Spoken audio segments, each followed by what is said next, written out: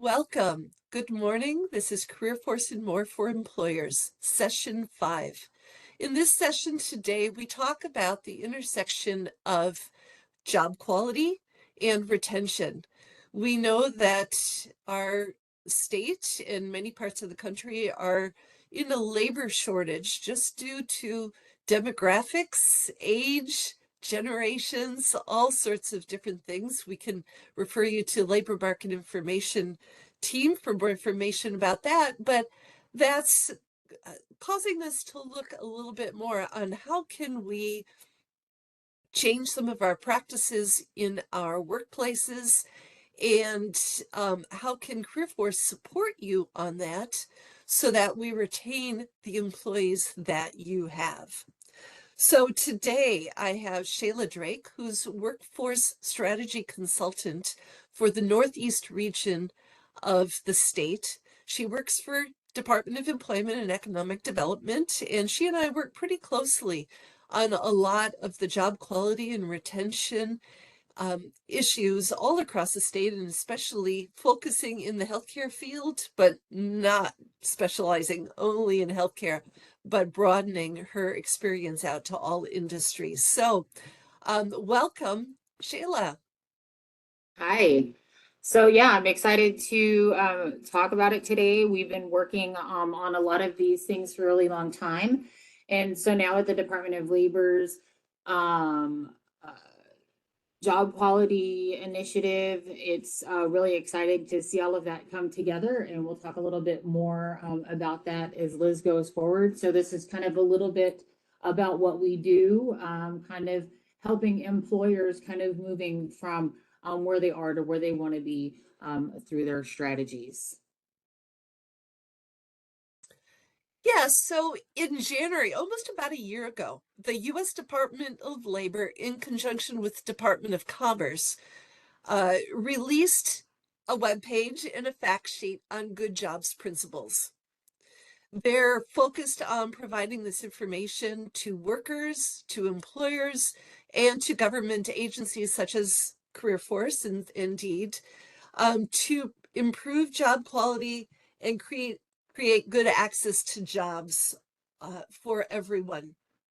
I've just transferred over to the webpage so that you can see the link, and I've put the links in the chat so you can access them yourself. They do have a PDF fact sheet that's public and you can share with everyone. But really, I know so many of you on this call today are already doing this. I have conversations with many of you on a regular basis and employers from all over the state, and you're working on inclusion. You're working on providing good benefits that are family sustaining. You are working on representation and working conditions. You're looking at your pay structure, and you're working on career pathways and skills advancement, because you know that this is how your employees stay with you and become loyal to you as an employer. And that's just good business that helps you maintain your employee base and prevents you from having to do a lot of excess recruiting and hiring. And so that's what the U.S. Department of Labor initiative is all about. And so that in January, once they released this, they gave guidelines to all of us state agencies to help promote this work more deeply.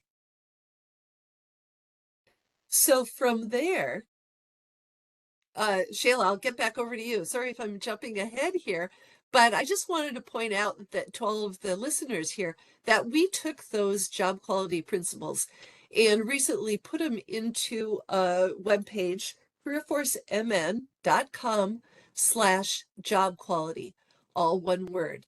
And this too, on our CareerForce MN page, I've got a link to those good jobs for employers page, the USDOL, and then more of our CareerForce Indeed resources that Shayla is going to be talking about in the coming moments here. So back over to you, Shayla. And so the thing about it is, so although a lot of you all might be thinking we're doing a lot of these things, so I think we can actually move to the next um slide. You know, we're doing a lot of these things, or we're working on a lot of these things, or these are a lot of the strategies that we're working on. I think the different lens is, are these, you know, principles within your organization, right? Are these almost foundational to what you're doing? Are these, you know, known and recognized throughout every tier of your organization? And I think that's kind of the difference in the shift here. Is this a one-off strategy to just recruit people right now versus is this foundational to the work that you're doing? And I think this being a shift to saying, you know, creating these really good workspaces by saying these are foundational to our practices.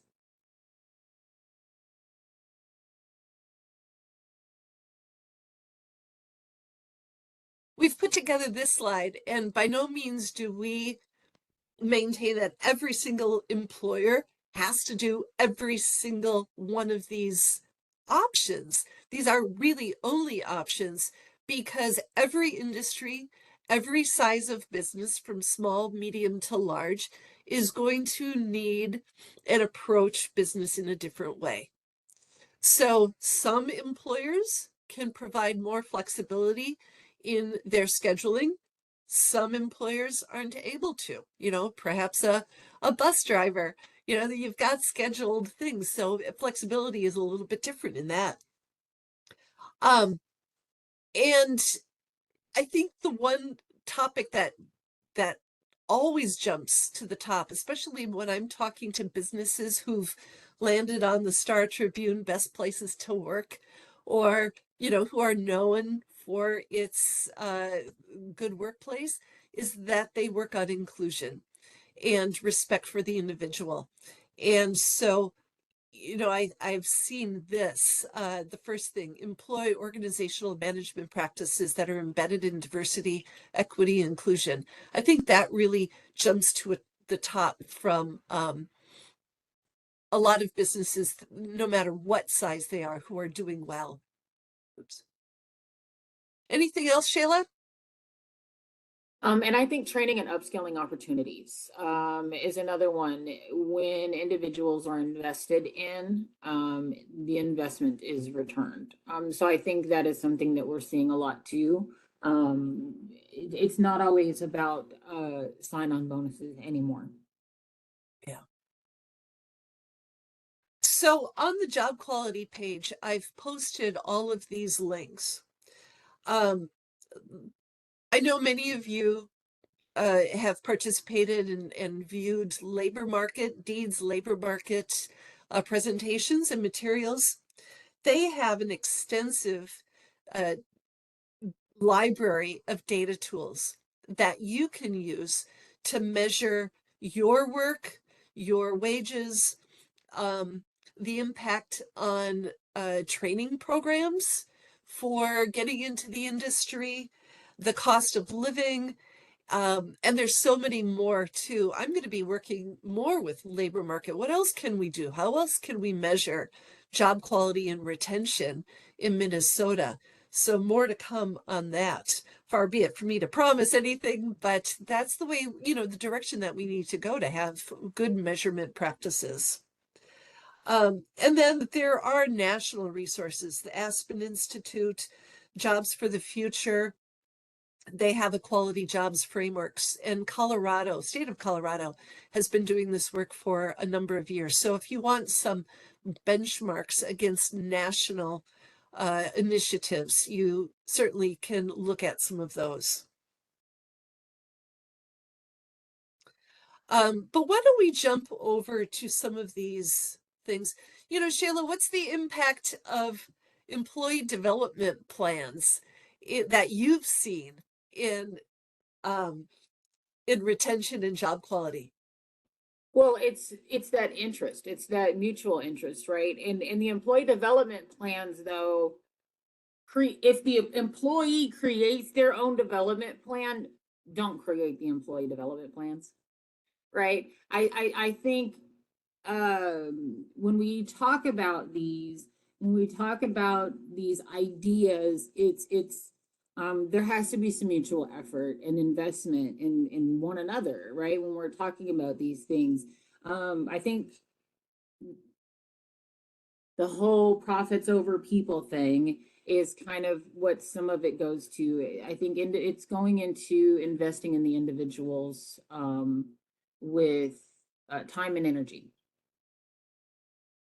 So, for all of you on the call, as you are navigating our CareerForce MN page, I encourage you to go to the right-hand panel. So we click on For Employers, go to the right-hand panel, Develop Talent. And here we've got a couple of links that will lead you directly to them. For those on the live call, I've also put it into the chat. But the employee development plans, I really like this page, especially if some of you on the call are new to working in HR. And you're wondering, well, what are some of the other options of what do you actually put in there as you work through some of these issues?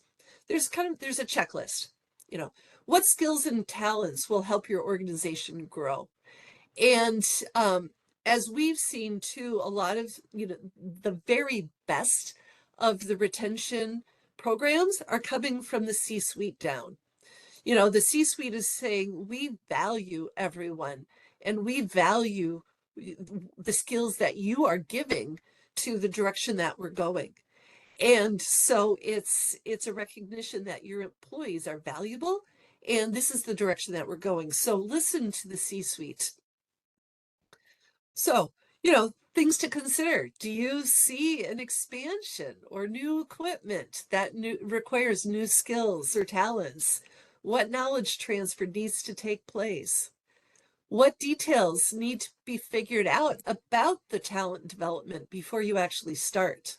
So what are some of those parameters, some of those logistics?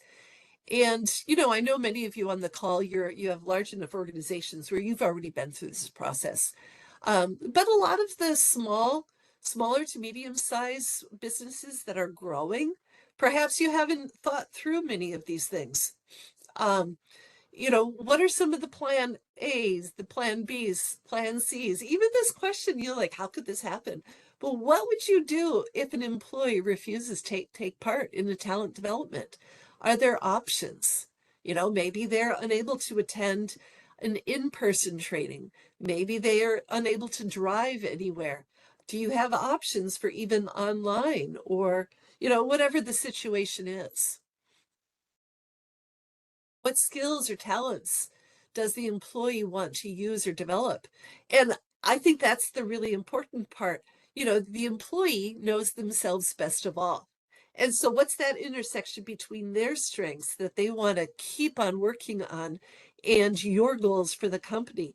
Is there a sweet spot which is going to make them the most effective and engaged in their work?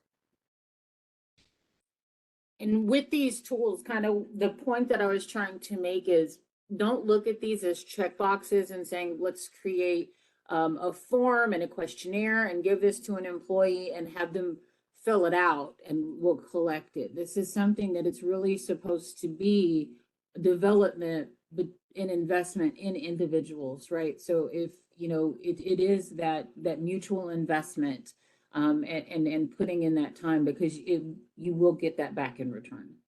Yeah.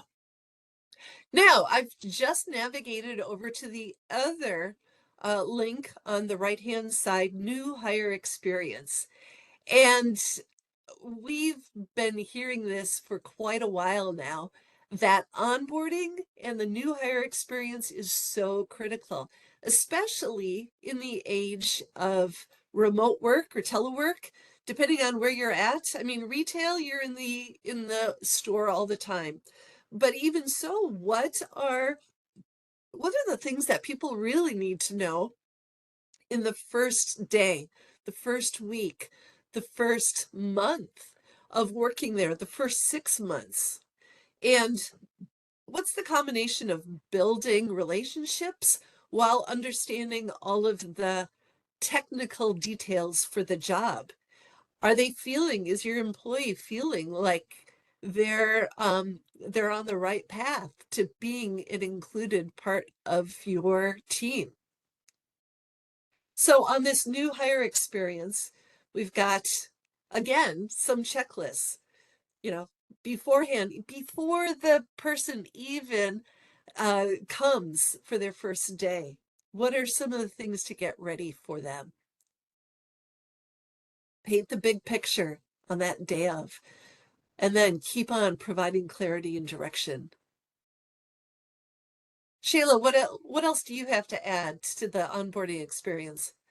No, I think the biggest thing for the onboarding experience is going to be that in the beginning, ensuring understanding, continuous check-ins, and even though you're providing clarity and direction, I think it's, ensuring clarification and ensuring understanding and checking back in during that onboarding stage, because sometimes people talk about they didn't come back after the first day.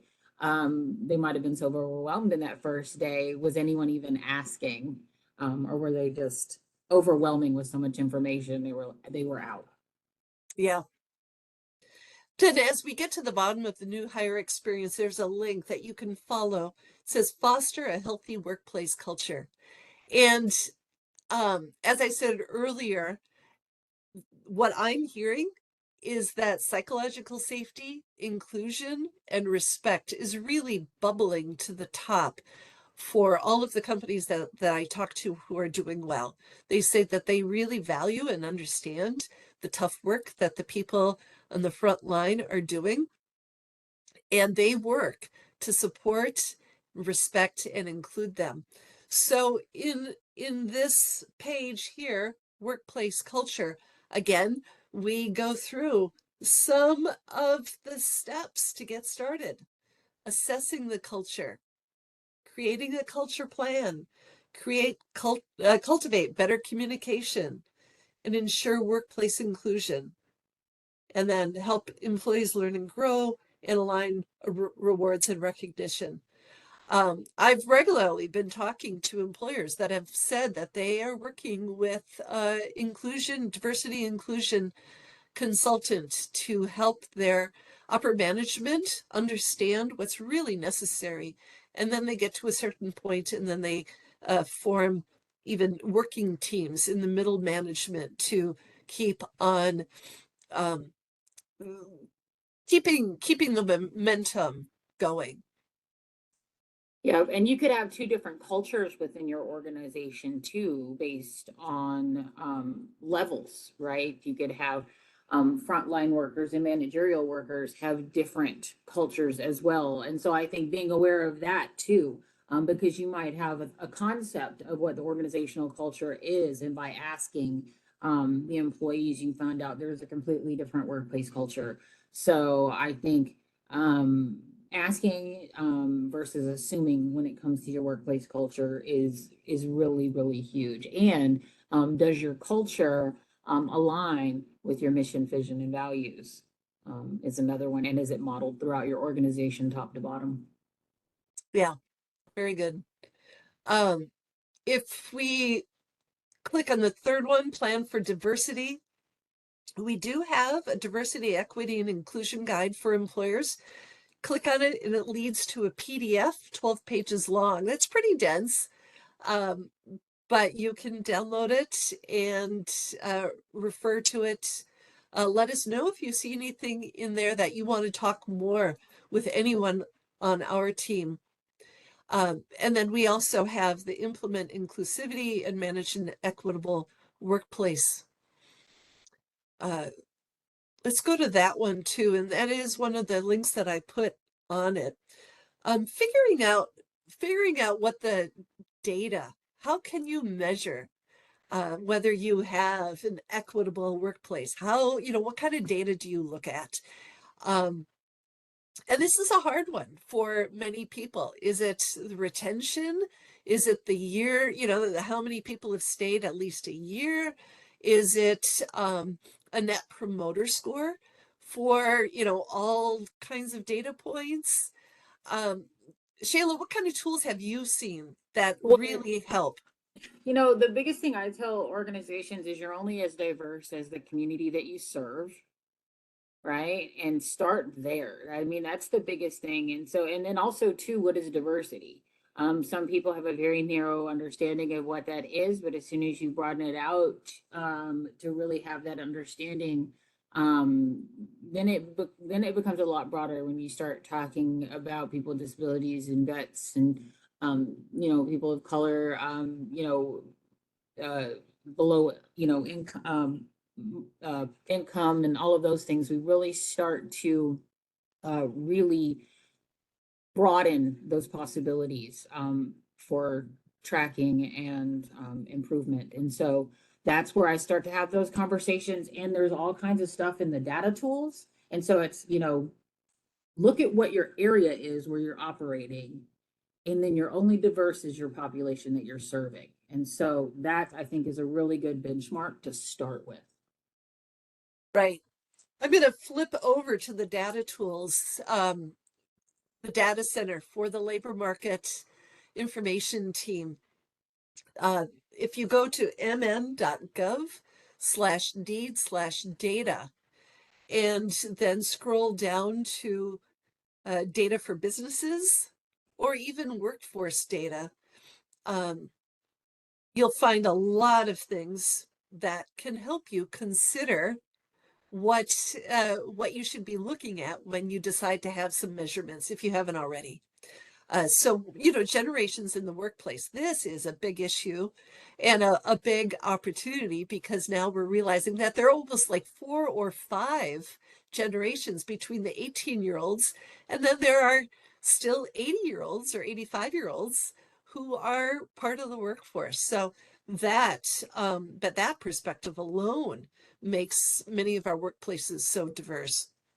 Mhm. So please reach out to them, and labor market information team always has a help desk that you can type them your questions. You know, Tom Reese, my coworker in employer services, also points out in the chat that if you are including exit interviews as part of your worker retention, the exit interview is a way to learn from your employees as you look to recruit new employees, as long as the employees who are leaving are feeling um, trusted and respected enough to give you the truth. As well as Uh, stay interviews as too. Stay interviews are helpful for the kind of to get some of that information through, to help prevent some of them from leaving to try to kind of capture some of that information. So implementing both can be very, very effective. So you can try to capture both of that information. Now, the one thing that Shayla's team, the workforce strategy consultants, do on a regular basis is have workforce Wednesdays. And they're held the first Wednesday of every month. And I'll get you that link as well. It's careerforcemn.com/workforce Wednesday. But some of the topics that they've talked about in the past are even hidden bias in the workplace. Shayla, what have you learned about hidden bias and some of these other things that are kind of hard to put our thumb on? Well, I mean, sometimes people don't realize that they're making assumptions, sometimes too, based on a resume. So they get a resume and it comes in and, you know, it's got a graduation date, you know, really, you know, really recent or a very long time ago, and they're going to assume the person has, they're, you know, they're either aged out of the job or they're very, very green. And, you know, it's just, you know, automatic assumptions and biases to individuals. And then they're going to project those into those individual without even sometimes realizing it. And so those microaggressions are things that people don't realize that they're doing, and and people feel it. They feel that those things are happening to them, and so it happens. It happens all the time. That we the more that we can be aware that we're doing it, and that, you know, we kind of all fall victim to it sometimes. The better that we can be at trying to prevent it. But the next, like our next Workforce Wednesday that we're hosting just next week is going to be on active recruitment versus traditional recruiting. So it's actually being engaged in your community, being aware of community demographics, kind of some of the stuff that we're talking about today. So it ties in perfectly kind of for today's session. So anyone on today, absolutely register for next week Workforce Wednesday. Ties in perfectly. Yeah, you can get the registration link on careerforcemn.com/workforce Wednesday, all one word, and go to December 6th and click on register now. And it is a Microsoft Teams registration link. Yeah, these conversations are always good. And then at noon, the team allows all of you to unmute and ask questions and have more of a free-flowing conversation. That's always my favorite part. So that's great. Let's go back to, inclusive workforce employer series. So kind of what our team does is we work with employers and groups of employers on strategies to help fill the gaps within kind of those buckets that have been identified with the good jobs principles, which we've put in buckets previous to any of this that came out, which so we're kind of happy that we've been aligning in advance. So anyway, some of those strategies way long ago, previous workforce consultants and employers, which is one of the employers now workforce consultants, started working on the inclusive workforce designation is one.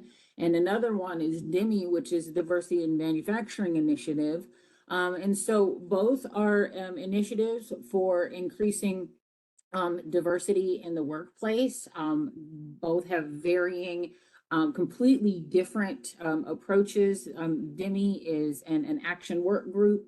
IWE is an employer designation based on regions, but both were created based on employer need.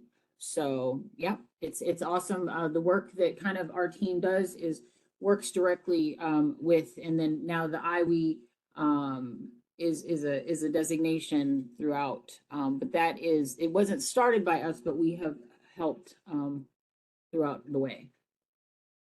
Yeah, and there's really a useful toolkit and more information on careerforcemn.com. For both the IWE and the DIMI. So if you're in manufacturing and you're looking at participating for any kind of diversity efforts in manufacturing, check into DIMI. If you're in central Minnesota, northeast Minnesota, or metro, the IWE is, or southwest, I believe, the IWE is active. Right. Good.